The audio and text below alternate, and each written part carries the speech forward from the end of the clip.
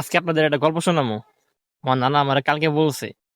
গল্পটা হচ্ছে এরকম, আমার নানা যখন এসএসসি পরীক্ষা দেয় তখন একটা প্রেম করছিল।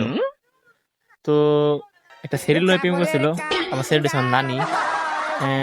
ওই নানির লগে তো প্রতিদিন পরীক্ষা দিয়ে যাইতো এক অটোতে। তো একদিন হঠাৎ হইলো কি, মাঝখানে পরীক্ষাতে ওই মেয়েরে প্রপোজ করছে। মেয়েও প্রপোজাল শুনে মেয়ে অ্যাকসেপ্ট করছে। অ্যাকসেপ্ট করার পর পরে যেই পরীক্ষা শেষ হয়েছে দুদিনে পালাই গেছে। কি আশ্চর্যজনক ঘটনা! সেই 1941 সালের ঘটনা এখনো চলতেছে। এখন এসএসসি পরীক্ষা শেষ হয়, এসএসসি পরীক্ষা শেষ হয়, একজন আরেকজনের নিয়ে পালাই যায়। এইখানে যে রুম নেই, ওইখানে যে রুম নেই। চিন্তা করছেন সে কোন আমলের ঘটনা এখনো চলতেছে?